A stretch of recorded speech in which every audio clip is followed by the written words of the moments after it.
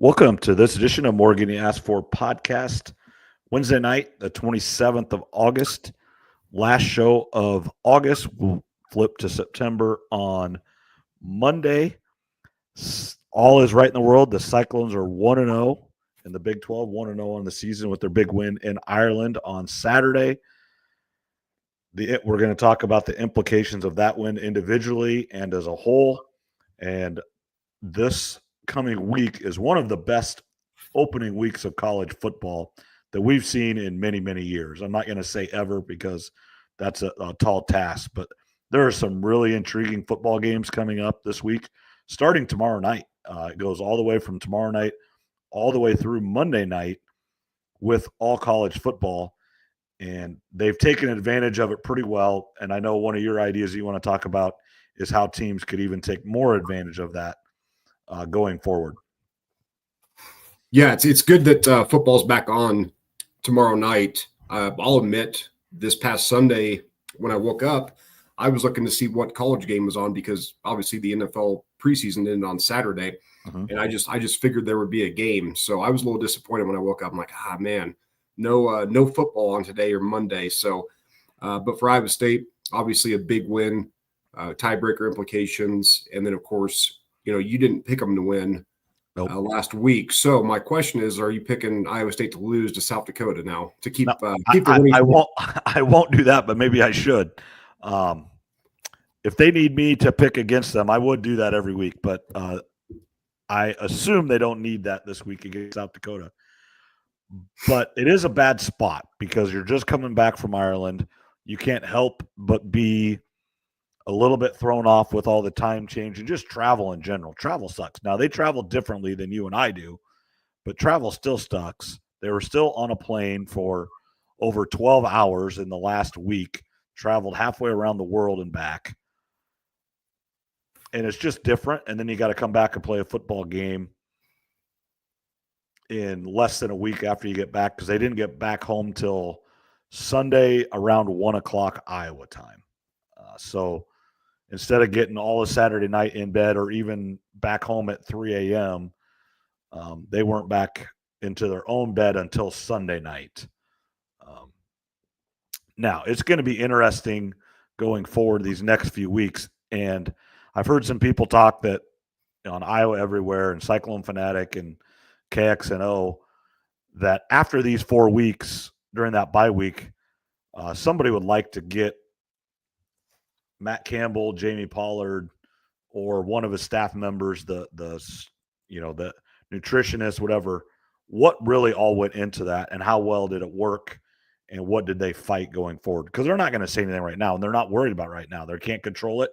They're doing the best they can going forward. But after these 4 weeks, especially if they're 3-1, 4-0, and it worked, what did they do to be so successful? Or if for some reason bad things happen and they're 1-3 or 2-2, what didn't work?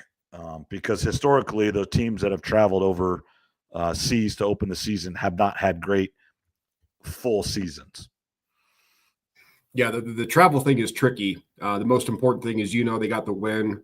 We know Iowa State's had their struggles early in the season under Campbell. One of his, few weaknesses, I would say. So to get the victory there is really impressive.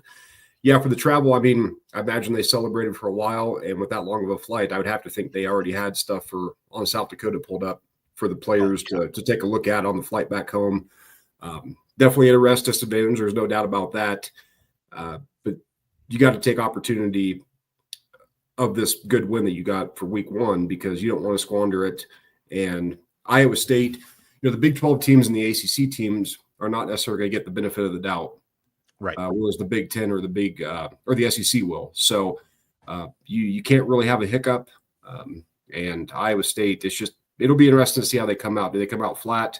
Are they ready to go? I haven't seen a number on the game as far as the line goes, but I'm sure that'll come out soon. Last I saw, and I'm guessing it was probably offshore this early, especially with it being an FCS, but it wasn't like 15 or 16 and it's dropped to like 13.5 or 14. Which makes sense. But then like when you do the power rankings, they said it's like 22. So they are Vegas is saying it's a whole touchdown difference with Iowa State coming back and the travel and everything for this week. They still think they're going to win. I mean, it's not that, but it's going to be struggle. With the Campbell struggles early, last year obviously being the exception so far and the start of this season, with it being a conference game and Kansas State, one of the teams that was favored to win the Big 12, Campbell and the staff obviously had no options but to put their best foot forward. There was no, hey, we don't want to show this. We want to play 75 guys today. There was none of that. This is a huge, huge game because last year 4 teams tied at 7-2 to win the Big 12. Iowa State, Arizona won those tiebreakers. So if the same scenario happens where 2 losses get you into the championship game, Kansas State can only lose one more game the entire rest of the season in the Big 12. That's hard to do. With this conference, they're not head and shoulders above everybody else. That's just not the way the Big 12 is. They're probably going to lose to somebody, and somebody that's Utah is supposed to be good. Is Arizona State is as good as predicted? I can't tell you their schedule. I don't even know. They might not even play those teams. That's a whole nother argument and discussion. But there's good teams. There's 6, 7, 8 teams that truly feel like they can win a Big 12 championship or at least get to Arlington. And Iowa State has essentially a road win because Kansas State gave up the home game. So Iowa State does not have to go to Manhattan like they were supposed to go this year against the Las Vegas favored Big 12 champions. So they have a huge leg up. Essentially, if they would tie with Kansas State, they would get the nod because they have the head-to-head tiebreaker. Yeah, the tiebreaker is massive. And I was watching Bruce Feldman a little bit earlier. He actually picked Iowa State to make the playoffs. So I've seen that in more than one spot. They moved in and even I saw one where it has Arizona State and Iowa State in the playoff. Mm-hmm. So even 2 teams. And with this win, and if Iowa State could get to the Big 12 championship with 1 loss, you're going to have an argument. And then maybe you lose that game. You can't lose like you did against Arizona State, but maybe you do lose on a field goal or a 1-possession game, and you have a better argument. Yeah, that's exactly right. So Iowa State, a really good start. What were your thoughts of the game? Did you see anything that you liked, didn't like? One point of the game that I really did appreciate from Campbell is I think it was their second drive, but they had that 4th and short, and he decided to punt. I thought that was the right move because it's rainy. Your defense is playing good. I know everybody wanted him to go for it, but I thought that was the right call. Yeah, he overall he did a great job. The first half, I don't think people, and it didn't show. I mean, it showed on TV, but I don't think people understood how hard it actually was raining, and they had a whole bunch of fireworks, and I think this played into it as well. The smoke and stuff when they punted that first time, and they fumbled. Kansas State fumbled, and then 2 plays later, Iowa State fumbled it right back. There was a lot of smoke still in the stadium. It was raining. It just was not good. I don't like that play. I just don't like the toss. It wasn't, everybody's saying, Boo Sama fumbled. It wasn't a great toss. Now, could you make the argument you should have caught it? Yes. But it wasn't a great toss and bad footing. Just turn around and hand it to him or Rocco sneak it, whatever. That just wasn't the play call in that situation with the field conditions and the weather. Obviously, the offensive line did not start off well. Obviously, I think, maybe they were a step slow to start. But I also heard that they were expecting a 3-down alignment, like Iowa State plays, is how they played in the past. But Kansas State came out and played a lot of 4-man front. Mm-hmm. So the offensive line was just not ready for that. And then obviously they made adjustments and different, at halftime and even throughout the first half. And they played much, much better in the second half. And that is going to be one of the best D-lines that they're going to see all year. And if it's not the best, Iowa's going to have something to say about that. But Kansas State defensive line is supposed to be one of the best in the conference and the country. And in the second half, they showed how good they can be running the football and did a much better job against the pass. Yeah, I'm going to have to go with Al Michaels here. I think he was the one who said he hates fireworks before games, especially in dome stadiums. This was outside, but yeah, I'm kind of one of those guys too. Like, can we just stop with the fireworks before the game? or at least if you're going to do the fireworks, have enough time where the smoke can clear. It looks bad on TV. I don't like that myself, but that's just me complaining, I guess. Yeah, big win for Iowa State. The protection wasn't the greatest, like you said, in the first half, but it seemed like they settled in as the game went on. And of course, yeah, the toss that you mentioned, I didn't love that play either. Of course, it's easy to say that now since it was a fumble. Right. But yeah, if he walks into the end zone, no one says anything. But nobody says anything. So it's a massive win, the tiebreakers, all that kind of stuff. And we'll see what happens Saturday. I'm sure they're going to win. And then it really comes down, obviously, to the Cyhawk game. And if they can win that, get to 3-0, the Big 12 and the ACC teams, their rankings matter more than the other conferences. Yep. Because like I said, those other conferences are going to get benefit of the doubt, unlike the Big 12 and the ACC. So just a great start for Iowa State for sure.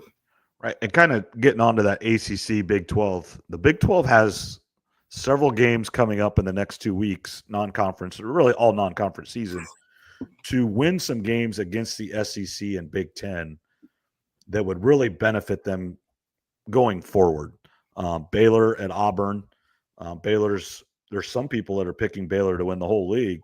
You can't go to Auburn and lose to one of the bottom third of the SEC teams. You can't do that. Cincinnati has a chance. I do think Nebraska is going to win this game, but Cincinnati has a chance in Arrowhead.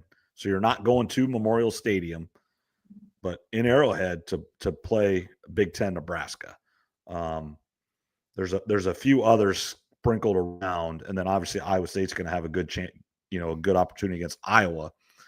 But these are the Big 12 is going to get less and less chances going forward. I truly believe that. But right now they need to beat the teams they're supposed to beat. Obviously if you're going to go play Alabama or if you get those games, it's going to be very, very difficult. But, the teams that you are even with or supposed to be better than, you really do need to beat them and take advantage. And then like TCU and North Carolina is a huge game. One, to show the Big 12 is better than the ACC, but there's going to be 8 to 10 million people watching that football game on Monday night. It's a standalone game. Bill Belichick, the entire country that likes football, NFL fans, college fans, if you like football, you're going to watch that game. TCU needs to win that football game. Yeah, speaking of the game tomorrow night, Cincinnati, Nebraska at Arrowhead. We're all going to be watching because we all want to see Nebraska lose. Everybody thinks they're back. The spread's 6.5. I'm thinking about maybe taking a little bit of money line on Cincinnati, but I know nothing about their team this year, so I have no idea if they're good or bad or what. Nebraska's better than them. Yeah, they're like I said, they're about 6.5, 7-point favorite. I think I saw earlier. So everybody's going to be rooting for Cincinnati to win, especially Travis Kelce, the Kelce brothers. That's their old school coming in. Maybe this whole Taylor Swift engagement. Yep. Maybe Cincinnati keeps the party going for the Kelces and Swift. Hey, do you think Kelsey's going to get a prenup that Taylor has to give so much to the Cincinnati NIL fund now? she's got enough money to go around. So that's the thing is Kelsey's rich, but she's wealthy. I mean, there's a difference. Yeah, I don't know how much more money technically she has than him, but it's a lot. Yeah. I would assume so. Yep. That'll be interesting. I'm sure. I would assume they're going to be at the game. I would, because obviously that's probably one of the reasons they wanted to play there. Is Kelsey in his hometown. They don't play yet. They don't play till next. Well, do they play early, like Thursday or Friday? And they play in Brazil. It's the Friday game next week. The Friday game. Yeah. Yeah. The Cowboys and Eagles start off on Thursday night. Yeah. That's what we did look at that. So, but just college football is back in full force. There's a few games last week, but we are full speed ahead starting tomorrow night. And that's what makes college football great is when we were younger, Thursday night was big time games. Virginia Tech, Florida State. I mean, I remember watching those games. Virginia Tech seemed to play on Thursday night a lot to me. I mean, probably didn't really more than anybody else, but seemed to. Frank Beamer, great special teams, Enter Sandman. I mean, it was awesome. It was always, loud and everybody jumps up and down when Metallica plays. And it's just since the NFL went to Thursday, they just stopped. And I understand it. They're not going to win. They're not going to beat the NFL. So there's no point in putting, it doesn't matter if you put Ohio State and Texas on Thursday night against the Dolphins and the Jaguars. The Dolphins and Jaguars would still get more people. It's Yeah, just the way it is. This is college's opportunity right now. This week, the Thursday, Friday, all the way through Monday, we've got games. And yeah, that was something. I know we're kind of jumping around on the list, but that was something I saw. That's what you sent me. Go ahead and talk about what you think for opportunities that should be. This past weekend, I thought was a golden opportunity for. I just used the Pac-12 for example. Washington State and Oregon State. One of them should have played on Sunday, and one of them should have played on Monday. They could be standalone games. Most of us aren't searching out Washington State or Oregon State, but if they're playing because there's no other games going on, I think it's a missed opportunity by college football, and I wouldn't be surprised here soon, next year or the year after, that they take advantage of that open opportunity. Because again, the NFL the preseason's over, there's no games on. People are excited for football, so I think this past weekend there's really a good open opportunity on TV for Sundays and Mondays for any team, for that matter. Yeah, and the Big 12 starting next year gets all those other teams in: San Diego State, Boise State, Colorado State, Texas State, whatever, Utah State. I think. I mean, all those other state schools join the Big or Pac-12, so it will be more of a conference instead of just the two teams. Yeah, and it's a good way for them to showcase their programs, their conference. Like I said, you got the new teams coming in, so we want more football. And this first 2 weeks, I should say, you got to take advantage of the TV schedule as much as you can, because then you are kind of competing with the NFL, as you mentioned. But it's a jam-packed weekend with starting at noon, which I know everybody's happy about. Texas and Ohio State, nobody's complaining about that start time. So no, there's going to be, and I might be one of them. Watching that game in Ames at my camper and stuff. And if that's a really, really good game, I just might be a tad late to the old Cyclone South Dakota game. Well, as long as Iowa State takes care of business, I think you'll be fine missing a few minutes of the game. But yeah, it's a massive one. Do you like, I think you said last week you maybe like Texas. Do you have I do like Texas. But again, would it shock me if Ohio State? I think it's going to be a great football game. I hope it's a well-played game and not one team has 3 turnovers, because the weather's going to be perfect. It's going to be 80 degrees everywhere in the country. The 11 o'clock start is probably going to be 70 degrees. Nice, crisp, cool. We talked about put a sweatshirt on and shorts. You walk out of, like, if I'm camping up there, I walk out of my camper, a cup of coffee, just absolute perfect fall weather. Even though it's still summertime and still going to be August, when many, many times it's 95 degrees and you're worried about all the cramping and everything. And it's just going to be, and it's all over the country. It's not just here. It's not just in Ohio. It's everywhere. Take advantage of that. I hope it's a well-played game. And like I said, one team or, their star players don't get hurt right away. There's not fumbles. There's not crazy things. I just want a well-played game. And then I believe Texas is a better football team, because I think Arch Manning is as good as everybody's talking about. And Ohio State going into a new quarterback, and not like a Will Howard proven quarterback. These are very obviously highly recruited players, but they still haven't proven it in college football yet. Yeah, I'm with you. I hope it's a great played game. Sometimes we get these big matchups and they don't live up to the hype. One team's not ready. But they're coming out of the gates, and it should be exciting. I hope Arch Manning looks great. I mean, that's better for content. That's better for his NFL draft preview. We want him to be good, and he's a runner. So yeah, I'm going to go with Ohio State just because they're at home, and Texas. I think I mentioned last week they're putting in 4 new offensive linemen, which could be a problem. It's not like they're putting scrubs out there. This is Texas, but I wonder if the first game of the year, if it might be a little bit much with the crowd. So I'm going to go Ohio State to get the win. Yeah, wouldn't shock me a bit. Ryan Day got over the hump last year, winning the national championship. Still hasn't gotten over the Michigan hump, but we'll talk about that at late November. But does he not have the pressure and be able to relax a little bit and actually just coach football and coach it a little bit better and maybe make a few better coaching in-game decisions because he knows right or wrong, he has a national championship now and he's not going to be eaten alive for every decision because of that. There's definitely a lot of pressure off, but I'll tell you this, I work with a few Ohio State fans. And is it just as high though, really? Well, what I would say is, like, if Iowa State was to win the national championship in football, but you lost the Cyhawk game earlier in the year, you and I wouldn't care because they won the national title. Yeah. I would say Ohio State fans, they just want to be. They're 80% happy with the national title, but they're still like 10 or 20% that they're still upset about losing to Michigan. So they're still upset about it. So he's not going anywhere. I think the pressure's off from the national media, but locally, he's got to beat Michigan this year. I mean, that's a very important game. So yeah, they're happy with them. The national title took some pressure off, but there's still that hatred for the Michigan Wolverines.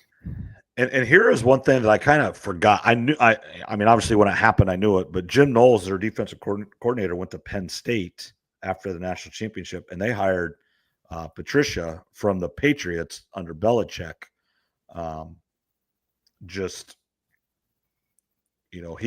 He went to the Lions as the head coach, correct, and was bad.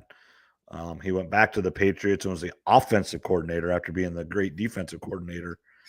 That was, I don't know what was going on there. It didn't really work out. Now, obviously, he still landed a great job there at Ohio State. That's one of the best jobs in the country.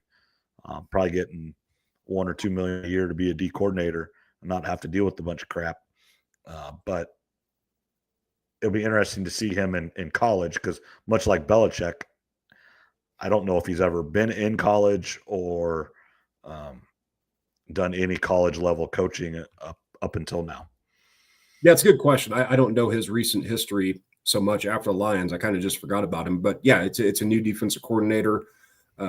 We see that with teams all the time. A couple years ago, the Eagles had a new offense coordinator and defense coordinator, and that's when they lost whatever their final 6 games, and those guys got replaced. So a new coordinator is a big deal. There's no guarantee. The Lions are going through new coordinators. That's a big topic of discussion in the NFL. So yeah, the new defensive coordinator, obviously he did really well with the Patriots, but the college game is a little bit different. How does he relate to the players? That'll be kind of interesting to see how it plays out this year. Now he has the best player in Caleb Downs. He is really, really, really good. That helps. Yeah, having him on the team, and of course all the great players that Ohio State has year in and year out, it's going to hopefully make his life a little easier. Yeah. All right. I just want to touch we kind of touched South Dakota. Iowa State should win. It shouldn't be. The one intriguing thing is South Dakota's quarterback went to Iowa State out of high school and played there for a few years, never played, was the backup to Hunter Deckers his redshirt year. And then he went to South Dakota, has had a great career there, led him to the Final Four last year, 11 wins. He's from Minnesota. His dad played for the Vikings. So it is kind of a homecoming to him. And they wish him well. It wasn't a bad break. He just got beat out and wanted to play. So you transfer. That's the life of a college quarterback today. There's only one guy that can play. And if you see the writing on the wall, it's not going to be you. And he might have saw Rocco Beck coming in. I don't know exactly all their timelines. If he got beat out by Rocco Beck too, you saw that he was going to be better than him or whatever. But that's the one intrigue. And then South Dakota just in general is going to have a lot of Iowans. A lot of Northwest Iowa kids go to South Dakota State and South Dakota, North Dakota State. Just they're the top, some of the top FCS teams in the country. I'm going to guess they're going to have 20 to 25 kids on their team. At South Dakota, we had a kid from Ottumwa 10, 15 years ago. Ben Kramer went up there, was our best player, went up there and had a good career. He had a great couple weeks one year. They played William Penn. They came down. I think William Penn went up there, but they played William Penn. And then either the next week or the week after, they played at Oregon. You think about the difference there. I'm sure they paid William Penn to play them. And then they got paid a lot to go to Oregon. But he played William Penn here in Oskaloosa, Iowa, and then at Autzen Stadium. I'm assuming William Penn went up there to not Brookings. I think it's maybe Yankton. I don't know which town it's in for sure, but just the variance in teams that he would have played. Yeah, I should know where it's at. We went to football camp there in high school. Now I can't think of the name. I know South Dakota State's in Brookings, but that's why I hate these smaller schools sometimes, like I've always said about UNI, because it's full of a bunch of players that were told they weren't good enough to go to Iowa or Iowa State or other schools. So it gives them a good revenge opportunity. And yeah, you're right. Going from William Penn to Eugene, Oregon, that's probably about as drastic of a change or a difference I've ever heard. In back-to-back weeks or whatever it was. So it'll be a good little homecoming for him. And yeah, these games always scare me a little bit. Massachusetts and Albany for Iowa. I'd prefer to play teams like that rather than UNI. Yeah, UNI, South Dakota State, North Dakota, they're some of the best teams. They would finish probably middle of the pack in like the MAC or the Sun Belt. They're better than South Dakota would beat Albany most times. I truly believe that. They're better than Albany.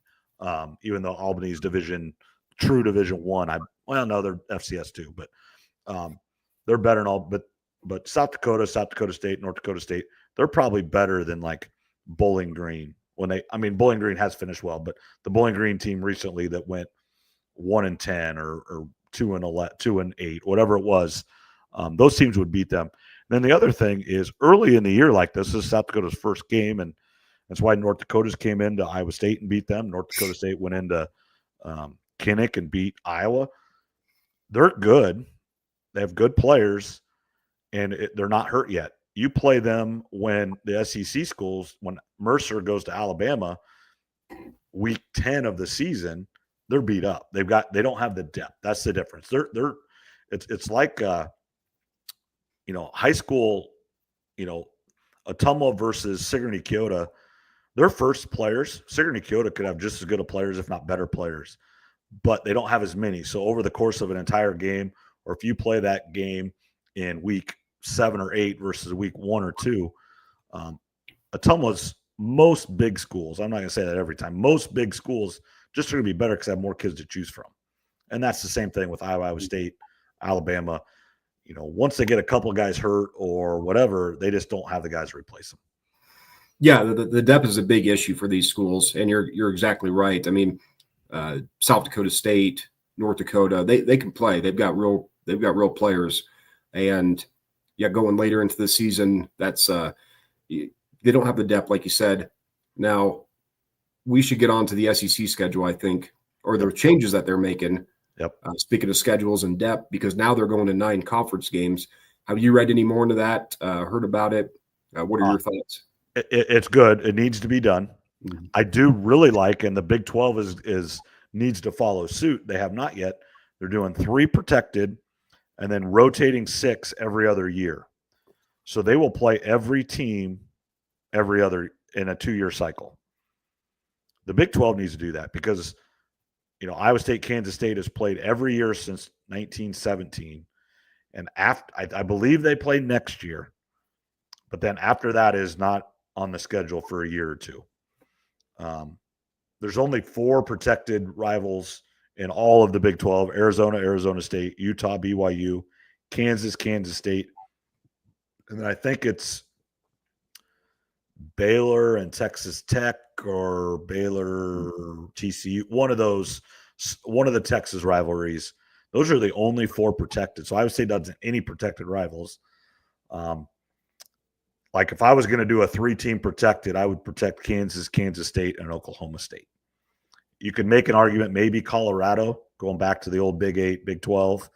But I would like to see it be Kansas, Kansas State, Oklahoma State, all teams that have been in the same conference for 120 years, whatever it's been. Go back to the Big 6. It goes way back. And then, you would add Nebraska back in there with those schools. But yeah, those are the ones I'd like to see. But unfortunately, all these conferences are so big now. So it's hard to do because, Kansas obviously and Kansas State are a protected rival. Well, now all of a sudden Iowa State, Kansas State's a protected rival. Now Kansas State has 2. Everyone else have 1 and some have 0. It is what it is. And then here's the other argument a little bit.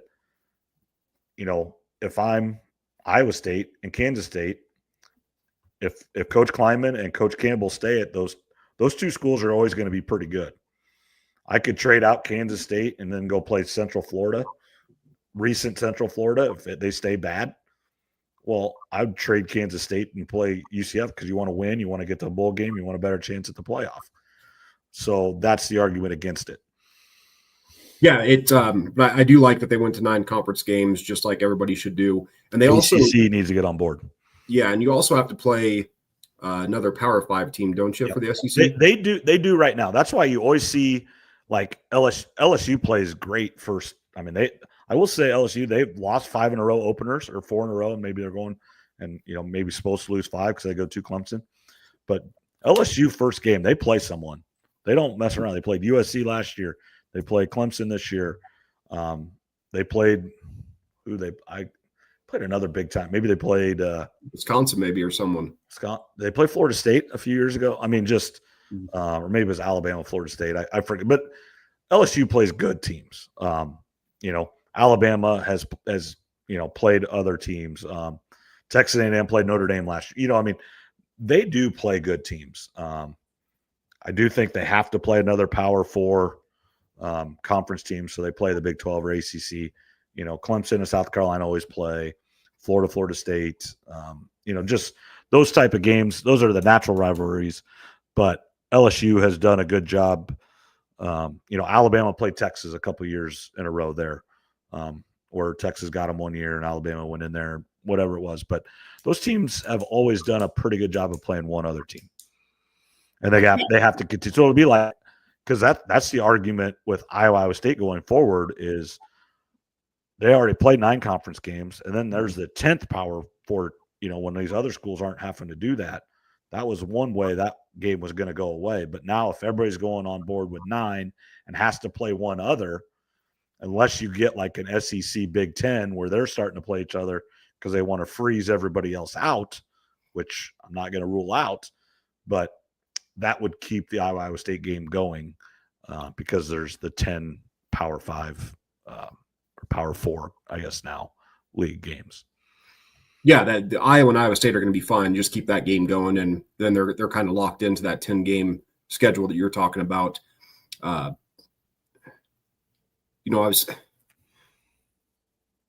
There's more big games now, it feels like to me. Yeah. Now maybe that's just my imagination, but I wonder if it isn't, but I agree. But I remember and some of it is maybe there were less than, but like Notre Dame and Miami in the late 80s, early 90s was awesome. I remember when Miami came up to Kinnick Stadium and played probably like 91, 92, when the Hurricanes were on a roll, maybe even late 80s. I mean, that time, 8, 9, 10, 11 years old. Notre Dame went everywhere, and they always have, and that's why they're one of the biggest brands of college football. They always went everywhere. I mean, a few years ago, Georgia went up, played at Notre Dame. The first time Georgia had played north of the Mason-Dixon line in like 100 years. I mean, it was unbelievable. Yeah, with these changes, it gives us more opportunity for big games rather than Week 10 watching Alabama versus Mercer. And, right. Nick Saban used to call it the fans because, it's hot. Who wants to go there, depending on when they play, I guess. But, right. You can't really blame the Alabama fans or some of these other programs when they – the kids don't get in because you're playing a bad opponent. So I think it's just good for us as viewers, though, because it's going to be more big games on TV. Yeah, and then the argument with all this is the Hawkeyes this year play at 5:00 or 5:30, and then when they play UMass in a few weeks it's at 6:00 or whatever. But with all the different streaming and all the different networks, and the Big 10 and the Big 12, they're part of ESPN, they're part of Fox, they're part of Peacock, they're part of Paramount Plus, whatever. You name it, they're on it, which I understand. I get why you do that. The more money you get, the better. But these more and more people TV networks want the games on prime time, or they want it filled from 11 a.m. to 10 p.m. at night, because now you don't have the Pac-12 after dark like it used to. Some of those big sometimes USC and sometimes UCLA. But if UCLA and USC are playing Penn State, they're not going to want to start that game at 11 o'clock Eastern. They want Penn State in another time.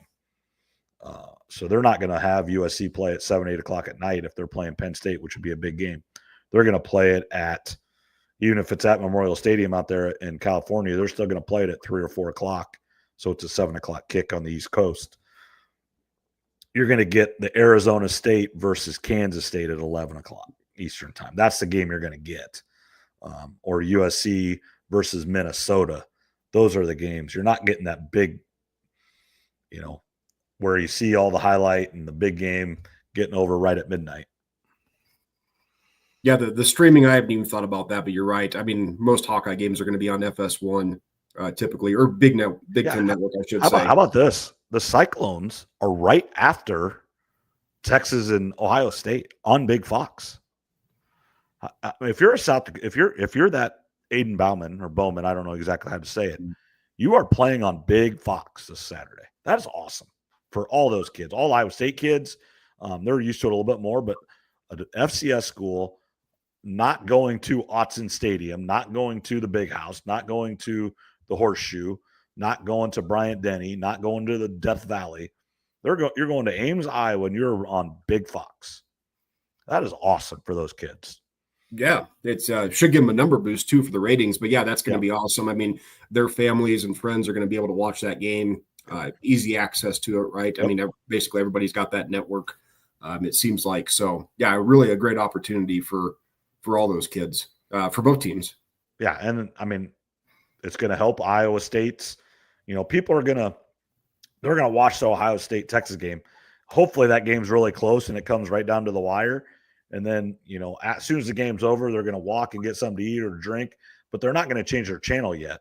And they walk back in, their TV is on. Hopefully the game started right away, and Iowa State's already up 7-0 or whatever. But they're like, hey, that's the team that beat Kansas State last week in Ireland.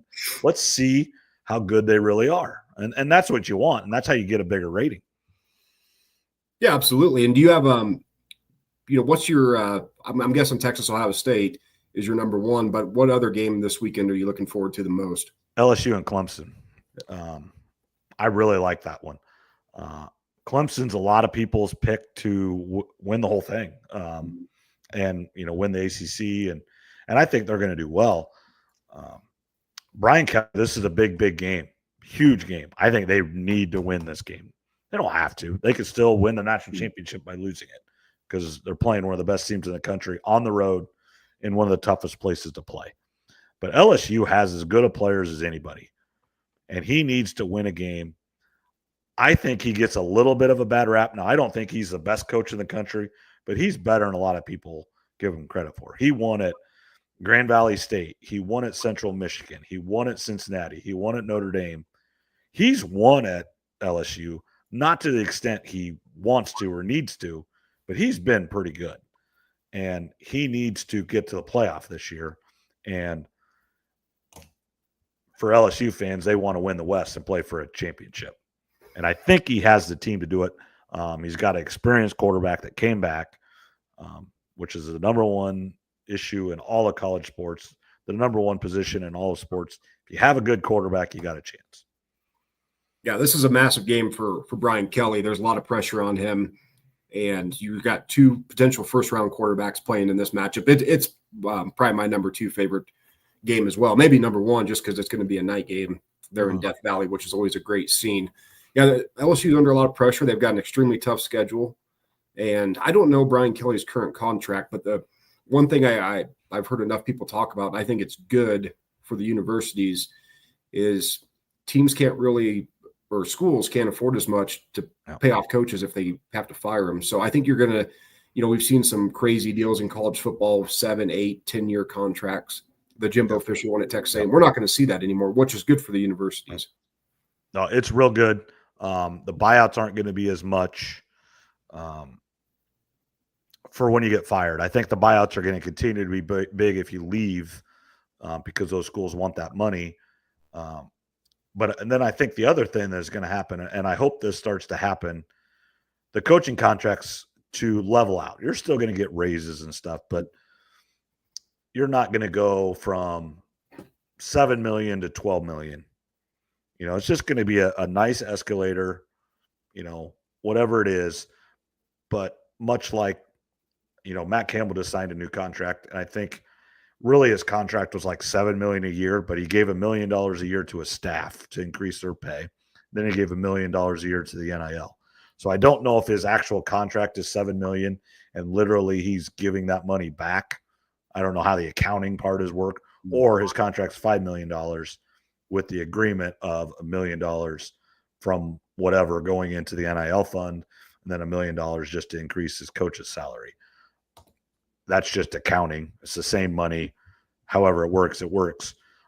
I wonder if more teams / schools just are going to say, hey, you're not going to get a raise. We'll give you more years, whatever.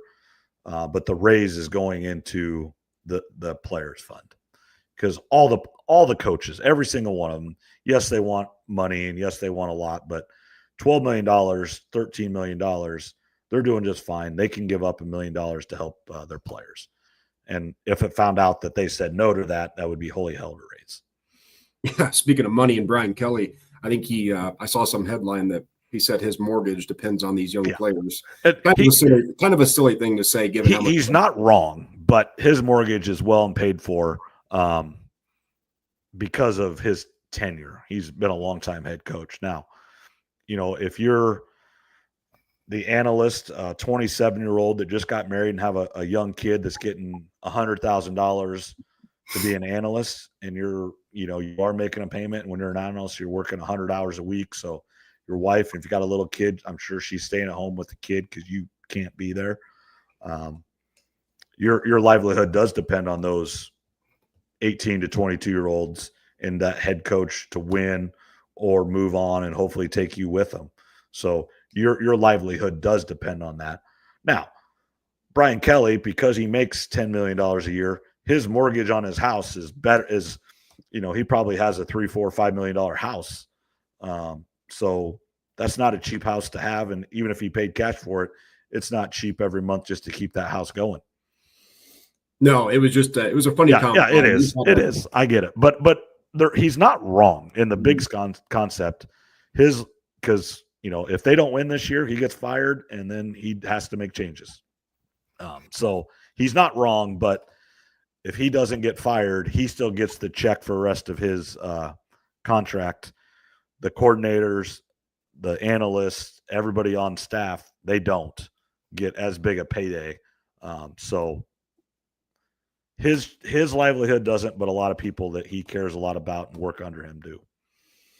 It's the changing landscape of college sports. The money, the NIL, it's really shaking things up, and they're still working through it. But like we just talked about, the SEC going to nine-game conference. There are some improvements being made. Still got a long ways to go with how the money is distributed, where it's coming from. Still work to be done, but there are some positives. Yeah, it's just, and it's going towards it, and it's getting closer and closer. I just don't want it to be NFL light. It is a different game. You play by different rules. It's getting closer and closer to professional sports. There are things about college football that just make it college football, and try to keep those as much as you can. Yes, the players need to get paid because of what they do. But there is a line there, and I don't know what it is, but there's a line there that needs to not get crossed, so it's still college football, not minor league professional sports. It is minor league professional sports, but let's not play by those rules yet. Yeah, the players are obviously getting paid. Speaking of one thing, I was just texting the guys earlier tonight. One of the best things about college football, obviously, is the campuses, the bands, all the different stadiums. And for Cincinnati and Nebraska playing at the Chiefs Stadium tomorrow night, I hate when they go to NFL stadiums. I don't like that. And I hate even more when they play in baseball stadiums. So keep the games on campus as much as possible, in my opinion. Yeah, and I agree with that. But I will say this. Going to Arlington last year,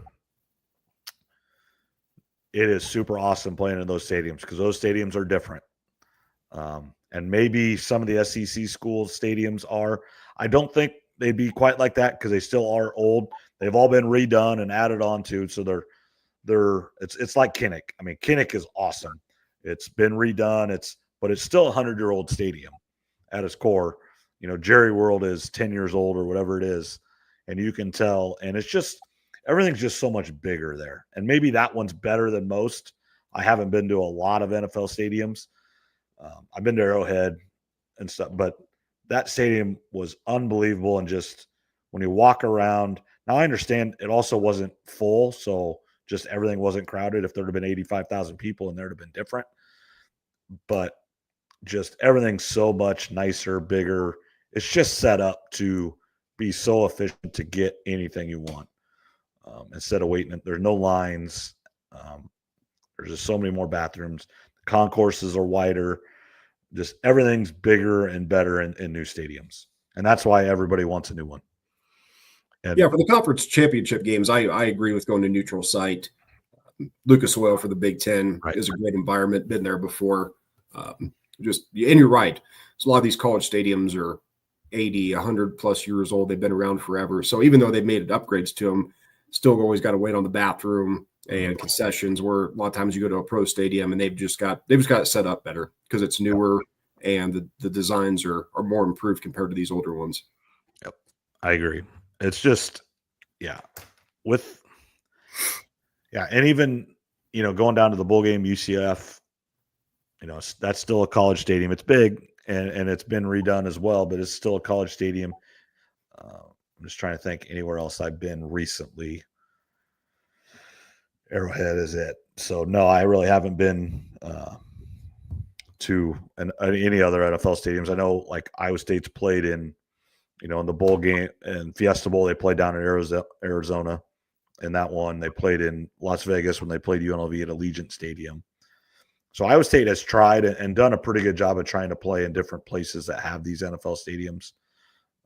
And they, obviously they played in Arrowhead several times, going back to when I was there at Florida State.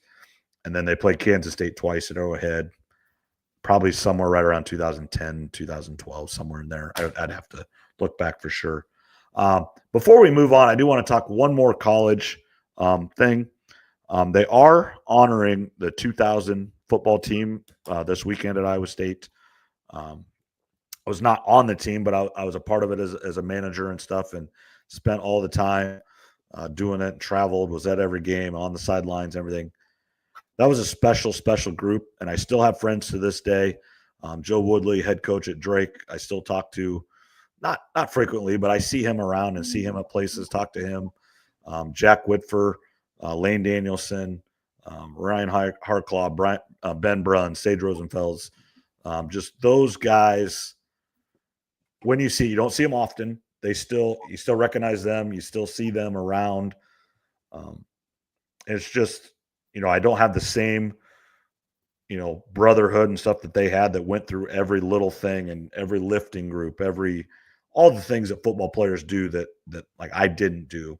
But I was still there and around, and Coach McCarney and Coach Woodley and Coach Cladany, all the players that just do great things, the coaches that went on. Coach Alford, who's at Michigan now, was at Ohio State, was at Notre Dame, went on to a great. Chris Ash was around, been a head coach at Rutgers and was at Texas and was at Ohio State as defensive coordinators, and so been around. Just all great people, and it's lifelong friendships and memories that make college sports again. And it doesn't matter if you do it or not. You always remember your college time, and my college time was great there.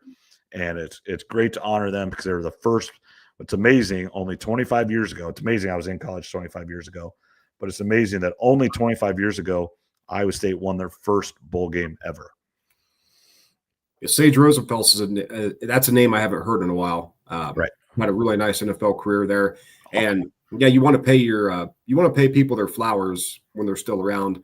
I know we might want to touch on Lee Corso because they're kind of doing the same thing for him this Saturday. But always good to honor people like that, teams, and like I said, do it when they're still alive. All right, keep talking, Trev. I need to plug my computer in real quick. All right. Well, Lee Corso, is going to retire from the show on Saturday, and I was actually mistaken because I thought there was going to be College Game Day this past Saturday, which there wasn't. I was pretty upset about that. I woke up early, had the alarm set. I was looking forward to seeing Pat and the boys. He was off his normal show because he was traveling. I just assumed he was going over to Dublin, that they were going to do the show, and of course, wake up, turn on the TV, no game day. So a little bit disappointed with that, but they are going to pay Lee Corso his flowers this Saturday. Will be his last game. I'm sure he's going to pick Ohio State, I would assume. Doesn't mean he can't come back in future years occasionally, but I don't know, 7, 8, 10 years ago, I was kind of one of those people that thought, get him off. I'm kind of annoyed seeing him. Now that he's leaving, actually officially retiring, it's pretty sad. I don't know if you watched this, but they had a documentary on, I think, the Friday night before, and it might have been on right after the Iowa State game. I sat and watched it, and Lee Corso, I don't remember him not doing it. I think he started in like 1987. They didn't start going on the road till later, but College Game Day started in like 1987, 88. And it was amazing to see him and Chris Fowler was like started in like 1990. Tim Brando actually was the host of Game Day with him in like 87, 88. Tim Brando is actually calling the Iowa State game this weekend for Fox. And they showed a lot of stuff and his family, and they talked, he had that stroke, I think right around 2012, 2014. I don't remember exactly what year. So about 10 years ago, maybe 11 years ago. And he worked so hard to get back. And he's not the same. And they admitted, he can't remember things. He had to literally practice what he was going to say. He couldn't just, we have highlights that we talk about, but I don't read off of notes what I'm going to say here. Just kind of, we have conversation here, which what he had always done is just have conversation with Kirk Herbstreit and Chris Fowler, or whoever it might have been. He couldn't do that anymore. He had to like almost memorize his lines, just like a play or a movie. And he worked really hard. And yes, those last few years, they've kind of just carted around. But you just see the love and friendship between him and Kirk Herbstreit. At the end of that, they had a whole bunch of, like Mike Tirico, just a bunch of people come say just how much they meant to him. And they ended it with Kirk Herbstreit. And Kirk couldn't talk. He just cried. He ended up getting it out. And they were showing Lee Corso, and he was crying. And they had his kids, his grandkids, and just crying. He is 90 years old. So I don't care. And he's had a stroke. I don't care who you are. You're not going to be what you once 30, 40 years ago were. That's just the life. I am glad. And they talked about how much, in 2020, he stayed at home. He just thought it was best for him. He was, 85 years old, and he shouldn't be traveling around the country being around a lot of people, which I understand. And I kind of forgot a lot of the things, but they set things up in his house, and they did awesome things there at his house for him. And they said it was a lot of his ideas. Now he would just give them an idea and they do it, but he is college football. It's what we grew up. You turn on, and I'm going to do it on Saturday. I'm not going to stay all night Friday night in the camper at Iowa State, but I want to get up early. I want to get the TV on and watch Game Day and watch it the entire time and then go right into Texas and Ohio State. And it's going to be sad. I'm going to cry. I guarantee it. I cried a little bit there because he is college football. Everybody waits for him to put on the headgear, and then it's ready for college football. And many, many times over the years, you would go from ESPN, then you'd switch the channel over to ESPN2 to watch the Hawkeyes play at 11 o'clock. How many times? 100 times over the course of the last 30 years that the Hawkeyes are on at 11 o'clock on ESPN2 or ESPNU. Beth Moen's calling the game. That's just what it was. Mm-hmm. Yeah, it's a tradition now, and it's going to be sad to see him go. He's helped raise college football to another level with that pregame show. All those guys have. I saw the video that you're talking about. I didn't see good. I didn't see the full documentary yet, which I'll try to find it. But I did see like the 7-minute YouTube video that they put together. Everybody thanking him, Mike Tirico, his kids that you talked about. So, yeah, it's going to be emotional. I remember being a young kid, junior high school, and we every morning, me and all the buddies, Taylor and Cody and Al and all the guys, we'd wake up and be laying around. You'd throw game day on, and you had to see who Corso picked. It was a big deal. So I know when game day came to Iowa, maybe 2005 or 6, I think for the Ohio State Hawkeye game day came, and we went up and kind of tailgated. We had a little grill, me and some friends did, and you had to go. We made signs, and you had to go see who Corso picked. Yeah, and that's the last 2 times in the Cyhawk, they were there. Obviously, went and watched them both times, and then this year's Cyhawk, it's Fox is going to be there. So I'm going to go watch that and see how different. It'll be interesting to see how different that one is. One, it's an hour less, so you don't be there quite as early. But yeah, and another documentary that I super recommend is America's Team on Netflix. Dallas Cowboys of the '90s and Jerry Jones and everything he went through. It's great. Here's what all this is doing, and we've talked about this over and over, and I'm going to continue to talk about it. I'm old. I remember all that stuff. But again, I remember Michael Irvin getting picked in '88. I was 8 years old. Remember Troy Aikman getting picked in '89. I was 9 years old. They won their first championship in 92 or 93. 12, 13 years old. It was just right in my wheelhouse. Those were the teams, 93 or 92, 93, and then 95. And then the 49ers were the other. The Super Bowl was the NFC Championship game between the Cowboys and the 49ers. And then then whoever did it went to go beat the Bills. That's just what happened. And how good Troy Aikman was in those 5, 6, 7 years. Here's a funny thing. They talked about his contract. He signed 8 years, $50 million, like in 1991. Biggest contract ever or whatever. It's crazy. Brock Purdy's going to get more than $50 million in 1 year. Yeah, the money is definitely has changed, and yeah, I need to watch that. That's good. I've heard The Kingdom on ESPN is good too, and that's the recent Chiefs teams. I have not watched that yet. I haven't watched any of that, but I've heard that's good too.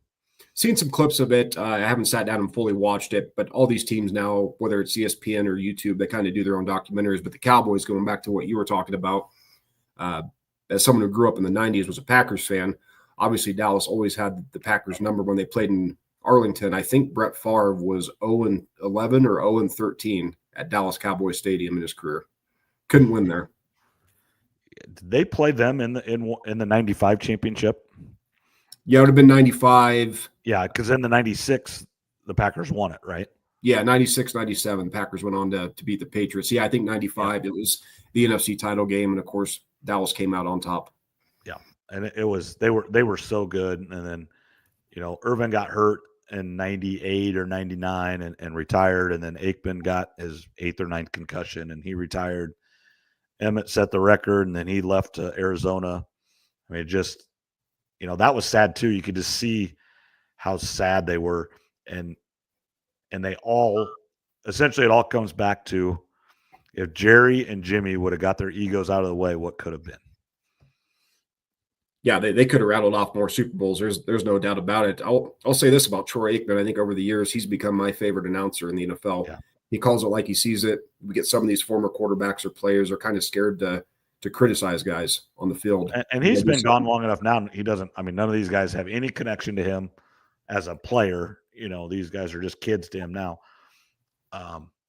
Irvin made a good comment. He retired. He goes, and Chan Gailey was a coach then. It was after they fired Switzer or quit, however you want to say it. He goes, if Jimmy was still there, I would have played. Yeah, that's how much just he could see it. It just wasn't. Yeah, it just wasn't the same, and he knew it, and it's just like there's no point in trying anymore. Yeah, the split with Jimmy Johnson has to be, the biggest mistake that Jerry Jones has ever made. Like you said, getting their egos involved. They could have had some more years of really high success. And the Cowboys. It seems like no matter what, we always find a little time for the Cowboys, don't we? We do.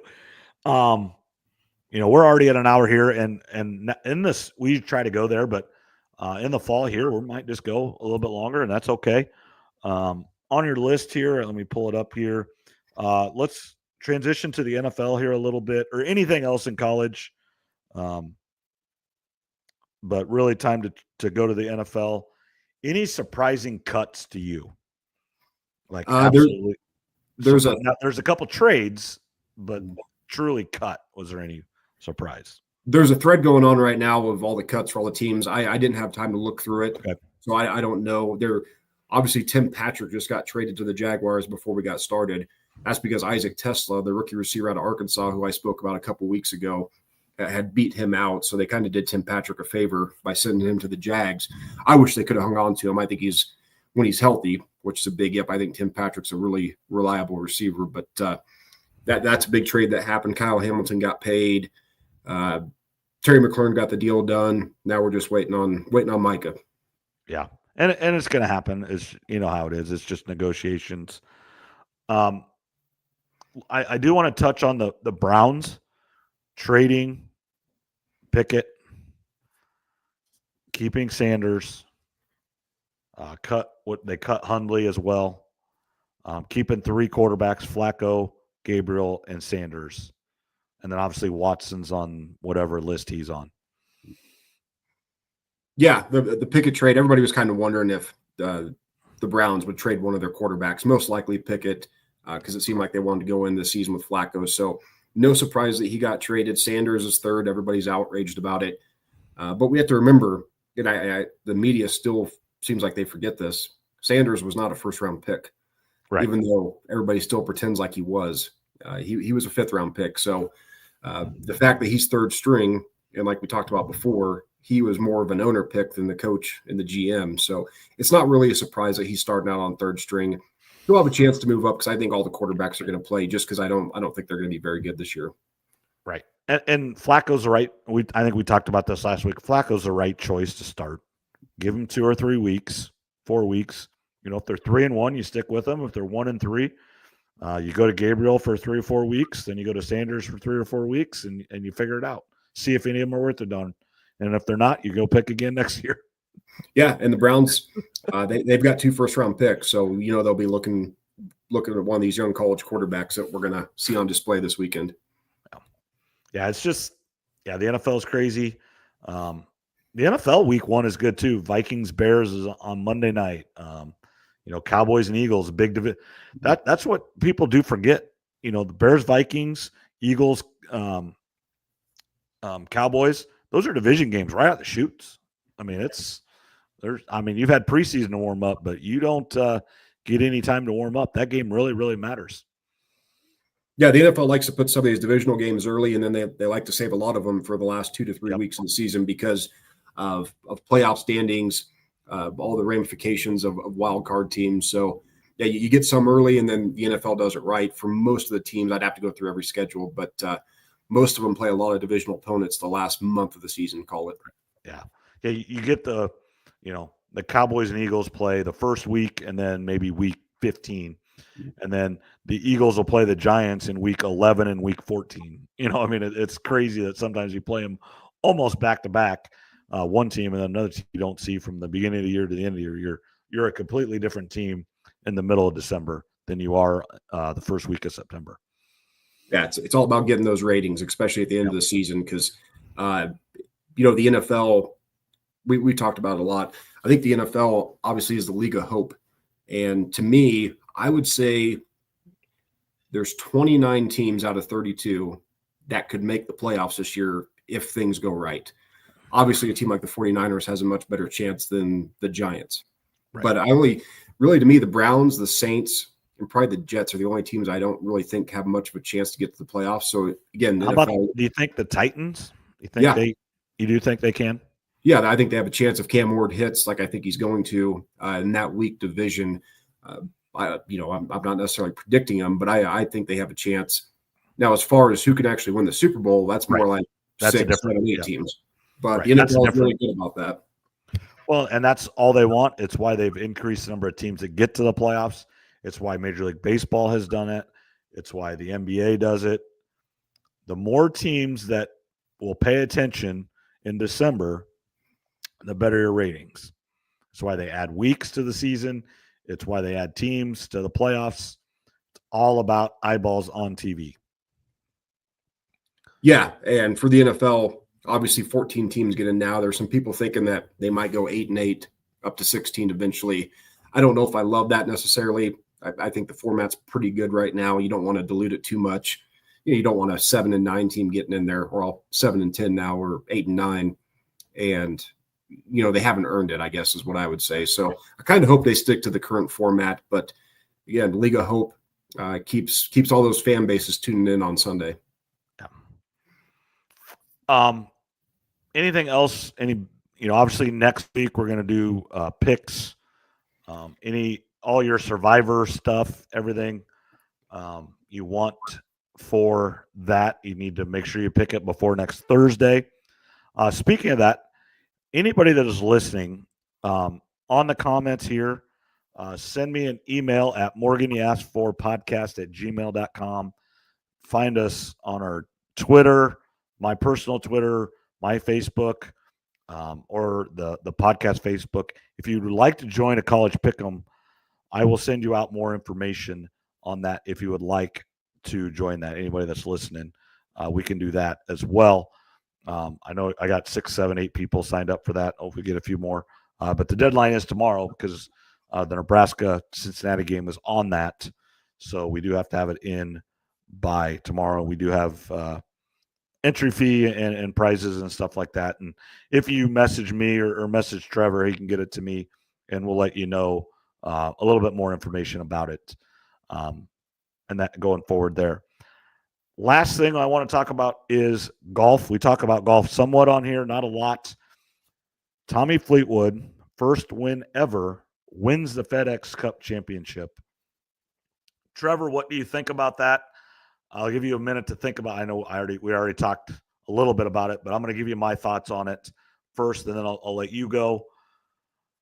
Scotty Scheffler had the best year, not close, and it's kind of the same conversation we just had. The PGA Tour wants people to care about this tournament so bad that they play with the format every few years.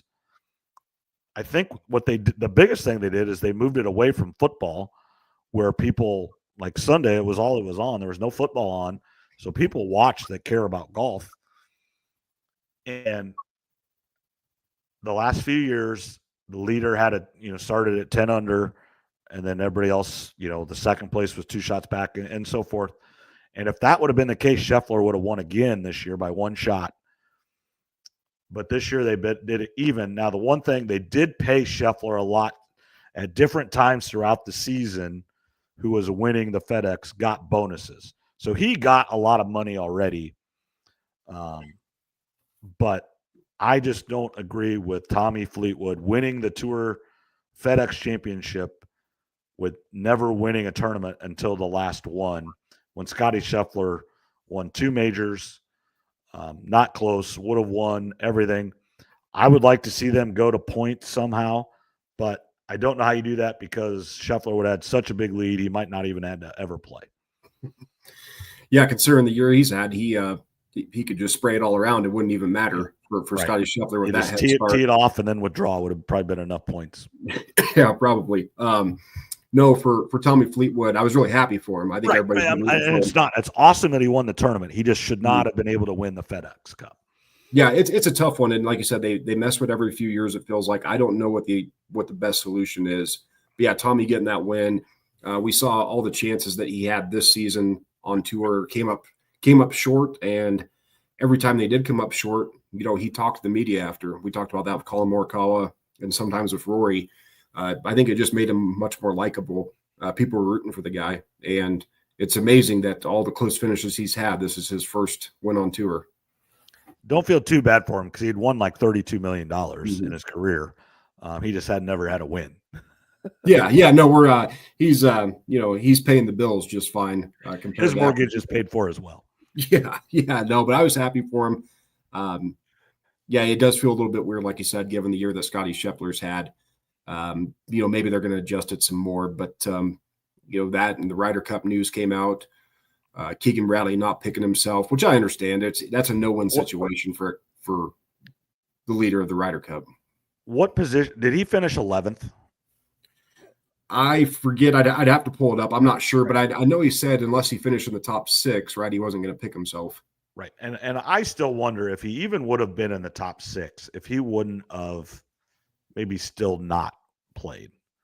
Just because you do have so much on your mind to run, because if you're playing, you would have had to, because you have to get yourself ready to play and win, you would have had to pass off some of the responsibility to some of the vice captains, which is fine, but you never know if you're going to get that chance again. And it's your legacy. You win, you're the hero. You lose, you're the GOAT, whether you did all this stuff or not, because you're the captain. So if you're going to go down, you want to go down with it all being you.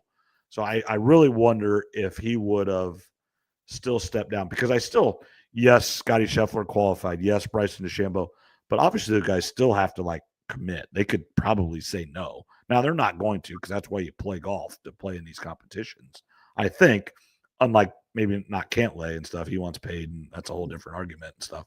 But yeah, this was makes golf great at Bethpage Black.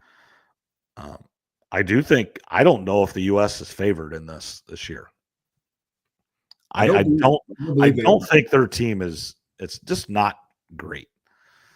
Some of the people that qualified, like in the top 6, like Harris English and Russell Henley, it's like, they're not the best guys. Well, maybe they are. Unfortunately, they left the most important player off the team for U.S. Ryder Cup, and that's Captain America, Patrick Reed. I don't know how he's been playing lately, since the Masters, I should say, but that's a guy I would always put on the team. I know people hate him. He's not the most likable guy, but that guy brings it in the Ryder Cup, and I would like to see Patrick Reed on there. I think Koepka's that way too, a little bit. Not near as flamboyant, but I think because Koepka, he wins. Now, he didn't have a great year this year, compared to, but he wins majors. He his whole thing is all about majors and going to live. He doesn't have to play as much. It's all about majors for him. And I think he gets up, kind of him and Bryson. That's when they kind of squash their differences at the Ryder Cup up at Whistling Straits. Those are a couple people that they're better golfers than Harris English. I don't care what anybody says. And I even think like JJ Spawn was second. He won a big tournament. He won the US Open. I get it. And he did well at a couple other tournaments that mattered. But up and down every week, is he really that good a golfer? I don't know. Yeah, I don't know either. I haven't been paying close enough attention to the PGA Tour all year to say for sure, I guess, on that. And that's the thing with the Ryder Cup that makes it tough for these captains is, how many automatic qualifiers do you have versus how many captains picks do you have? Because if maybe you do 2 or 3 auto qualifiers and then the rest are captains picks, then people can kind of, accuse you of just picking your buddies. Right. So there's, being a captain. And that's what Zach Johnson did, and he got toasted for it. Yeah, so it's tough to be a captain. Keegan's, like I said, he's in a no good spot as far as, do I pick myself to play? What if he did, and then he goes out and lays an egg? Then everybody's crushing him online. So yeah, it's a tough spot for Keegan to be in, but he's really embraced it very well. I think a lot of people are rooting for him, and yeah, the Ryder Cup's kind of the end of the golf season. Yeah, that weekend there's a lot of good football games. The Ryder Cup is there, and I will be in Vermont at a wedding. You said you'll be in Vermont? Yeah. My brother's getting married in Vermont that weekend. Okay. That's I've never been there. You're going to one of like 5 or 6 states I've never been to. Yeah, so I've never went that way either. We're leaving Saturday morning at 6 a.m. and get back Monday night 11 o'clock. So well, I see pictures of Vermont online, and it looks I'm sure it's awesome. My parents have been there. They said it's awesome. The girl he's marrying is from there. She lives in obviously Des Moines now, but yeah, I guess she's from there, and so getting married at her house or her parents' house, whatever. So yeah, I've never been there. We're gonna see how it goes. No, that'll be good. You have to take some pictures and Yep. see what Vermont's all about for us. Yeah. Get some maple syrup. Yeah. There you go. So, all right. We're a little over an hour. Anything else you want to talk about? No, I think that's plenty good for tonight. Next week we'll do NFL division Yep. winners, playoff, Super Bowl prediction. We'll save that for next week, and of course recap all the college games. Yep. Hawkeyes, we really didn't talk about it, but they are playing a god-awful Albany team, 37.5-point favorites. I think this is a team that normally a 37.5-point favorite, I would go with the under or bet on Albany just because, but I really think this could be a 56-3 game. I mean, I think this could be whatever Iowa wants to do. Kirk Ferentz may pull off the gas and they win 40-3 and they don't quite cover or whatever it is ends up being. But I think this is a bloodbath and the Hawks play 100 guys.